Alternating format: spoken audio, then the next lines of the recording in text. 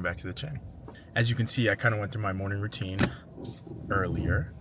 That's like normal morning for me. I usually cook my food in the morning. I like it fresh. I feel like I've said that in the past, but that's not important. But as you guys also saw, I got a new car, or a different car. It's not a new car, okay? It's different. It's new to me. That's what we'll say. Because when you tell people I got a new car, they immediately assume like fresh off the lot, 8 miles, new car smell, which is, I don't know if you know, it's just toxic glue.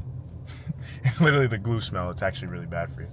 But I recently went and I traded in my Mustang, which I cannot say that I'm super sad about that, if I'm being completely honest. I'm actually quite happy because being in Florida, like to me, it just made sense, like to get a car that is gonna fit the lifestyle. You know, I'm also getting a little bit older. I want something, you know, a little bit bigger, more spacious. My Mustang had no technology in it. Like the fuel efficiency was, for a Mustang, very good. I was getting like 20, out here I was getting like high 28, low 29 miles per gallon. And I opted to get, I don't know if you could see the emblem or the logo on the rims. I don't know why I couldn't think of the word. I opted to get a Toyota Camry. I keep thinking Corolla, but it's a Camry. It's the bigger one. It is a 2025, but I did get it used. It came off a lease. And honestly, it was interesting because I got so emotionally attached to my Mustang, and for so long, I just believed that I was like not going to be able to get rid of it. And then on my way back, so I guess I'll keep a long story short. So I went to the dealership and I was like, listen, I want to trade my car in. I was like, it's not a necessity. I love my car, so I wouldn't be upset if I couldn't leave with a new car today, you know? You don't want to give them too much leverage. And a super pro tip is if you are trying to get money for your car, let them know like, hey, I'm not driving anything until I get money for my car.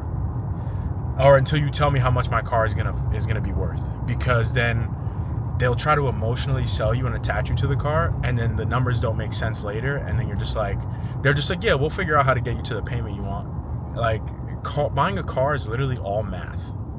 It's all math. You just have to look, and it makes sense.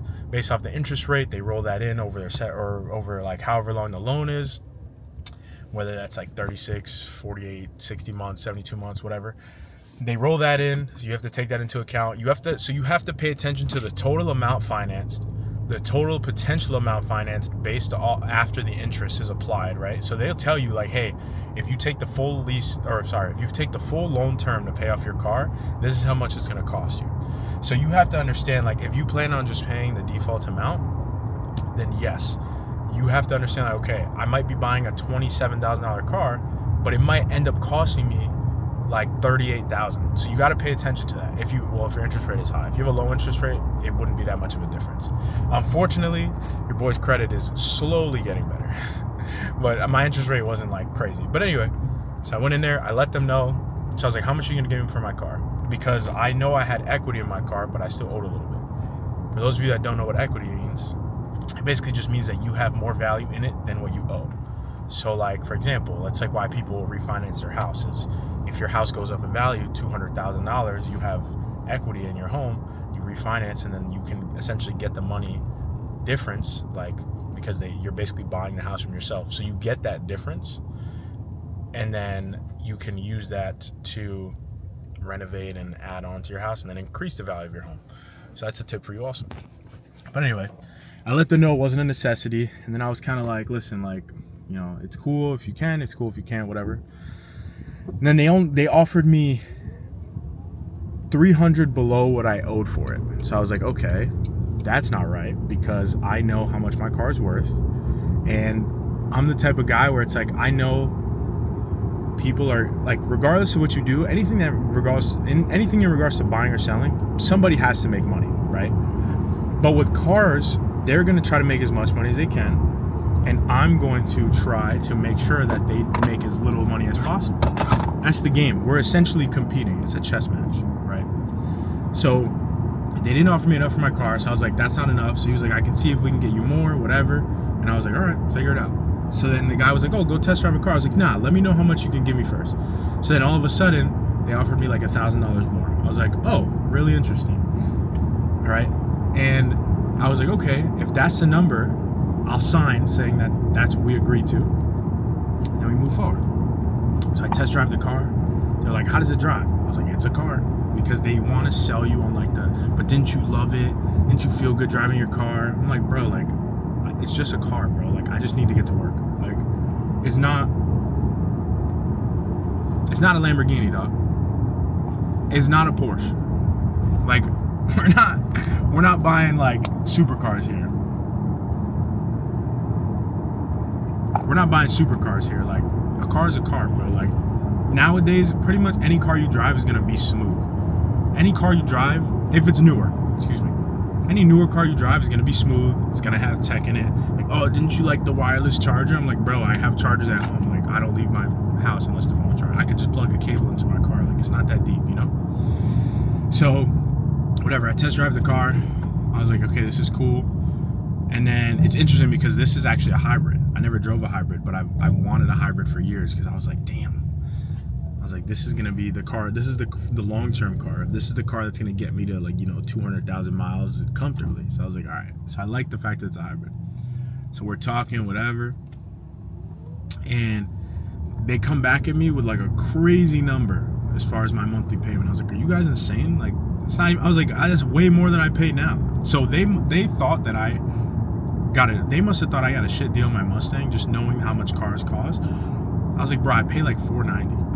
And they were like, oh shit. They tried to tell me that this car was gonna be like $640 a month. I was like, yeah, we need to be way below that. So they were like, all right, what do you want? And I was like, I want it to be lower than what I pay now. I want the total amount financed to be lower. And I want my interest rate to be lower. And they were like, you're asking for a lot. I was like, I know. If you can't do it, that's fine. I'll leave. It's not a big deal. And at this point, it's like, let me talk to my manager, all that other bullshit. I'm like, dude, I know how this game works and I'm not gonna play it. I was like, if you can't, I was like, you're the manager, right? I was like, if you can't do it for me, then just tell me and I will go home. They're like, oh, but you spend so much time here, blah, blah, blah. And I was like, I respect, and let me say this, the sales training for car salesmen is so good because you're being sold, but it's supposed to be sold as an experience. And a lot of it is just mind games. Like, that's why, pro tip, go get a pre-approval, know how much you can finance, know what your interest rate's gonna be, use the pre-approval to apply for that car loan. So that way you already have it. All the money stuff is already done. You just look at the car, you're like, I already know, here's my paper, I'll sign right now. You'll be in and out of the car dealership in an hour and a half. They don't tell you that shit because they want to keep you there for 5 hours. So I started getting annoyed and I pretty much told the guy, like, bro, like, now you're kind of making me mad. Like, I don't want it. Like, stop trying to sell me. If you can't do it, you can't do it. He's like, oh, well, I'll make a phone call or whatever. I was like, all right, have a great day. Picked up my shit and left. And I was tight. I was very visibly upset. And to the point where I kind of like stormed out. I was like, yo, somebody go get my key, because they had my key because they appraised it. They appraised my other car. So I was like, yo, go get my car key. Like, I'm fucking leaving. Excuse my language. But I just got mad. And then my original salesman was like, what happened? And I was like, bro, like, this guy acts like bro, I'm not an idiot. I already know what I want. I know what I can get. If you can't do it, I love my car. I'll leave in my car. Okay, so we're walking out. The GM of the dealership comes out. He's like, listen, what happened? And I told him, I was like, yo, listen, like, kudos to your people. They're great at their job. I said nothing personal. It's just business. I'm like, but now I feel disrespected because, one, you're not listening to me. And two, I've been here for 4 hours and we did a whole lot of nothing. So now I just feel like we wasted each other's time. And if you can't do it, there's no point in keeping me here longer. I got shit to do. I didn't plan on spending my whole day here. I got there at 9. It's already like 2 p.m. at that point. So then the guy's like, oh, well, what if we could do this? I was like, listen, I got a work call. I got to go. Like, I understand what you're trying to do. Like, bro, I'm fucking leaving. So the guy's like, okay, I'm sorry. Like, he's like, but if we can make it happen, would you buy the car? I was like, yeah, that's literally that's such a dumb question. Like, that's literally the point. That's why I'm here. Like, I already know what I wanted. If you could have just gave me what I want, I would have left with the car 2 hours ago, So my salesman, he's walking with me and he's like, listen, he said, that's the man. He's like, that's the big boss. He said, if anybody can make like anything happen, it's going to be him. He was like, I will call you if we could get the deal done. If not, do you want me to follow up with you? I was like, bro, if you could get me a different car, maybe like not as new. I was like, little, like, depending. I was like, I already know. I was like, bro, I want between a 23 and a 25 Camry. Okay. And I was like, even depending on the deal, I was like, you can get me a newer Corolla. I said, I don't care if it's a smaller car, I'll take that shit. My main focus was like lower payment, better fuel efficiency, preferably a hybrid. Those were my only things. I didn't care about Apple CarPlay and all that bullshit. I was like, bro, I know what I want. Like, just like, you can figure that out for me, bro. You know my preferences. Put it in my profile. Give me a call in a week or two if you guys get another car. Cool.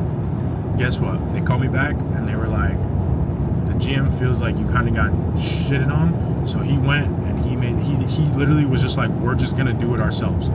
So he was like, we're gonna approve everything and we're just gonna do it. And that's the game they play. And I'll tell you this, it's like, you know, anybody who sees this is gonna be like, oh, but they always say that. Well, my payment is gonna be like $200 less than they originally said. They gave me an extra $1,500 for my car, and they dropped my interest rate. Because one thing that you need to know is, at the end of the day, whatever, like, the bank will tell them like, hey, here's what we recommend, but the dealership can approve whatever they want. So you can get a better deal than you probably believe. So do I feel like I got the best deal I could have? I got almost maximum value for my car, because private sale, my car was worth only slightly more than what they gave me. Trade-in was less. So they gave me way more value than my trade-in should have been valued at for trade-in value based off Kelly Blue Book.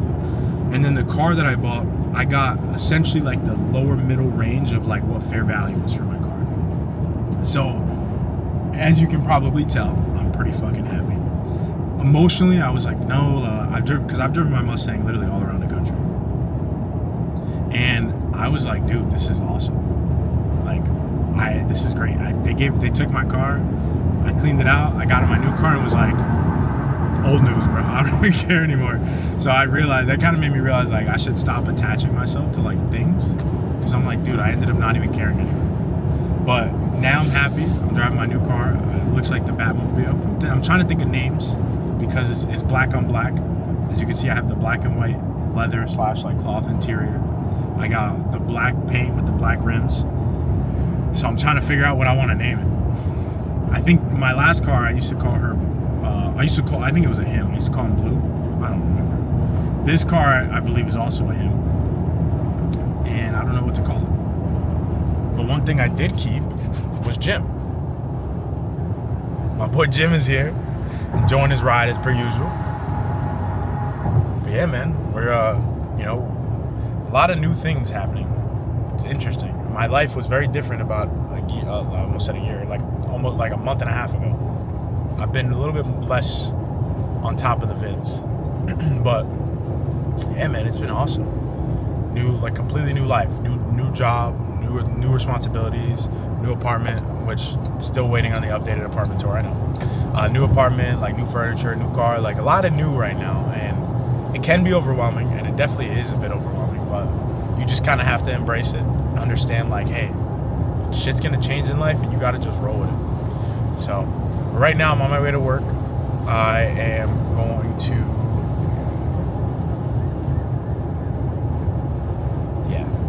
I'm on my way to work, and next week I'm flying to Phoenix, which I will probably vlog, for like a managers conference. I just made the cutoff. I'm like one of the newer managers in the company, and I got hired right before the cutoff date of like when I could go.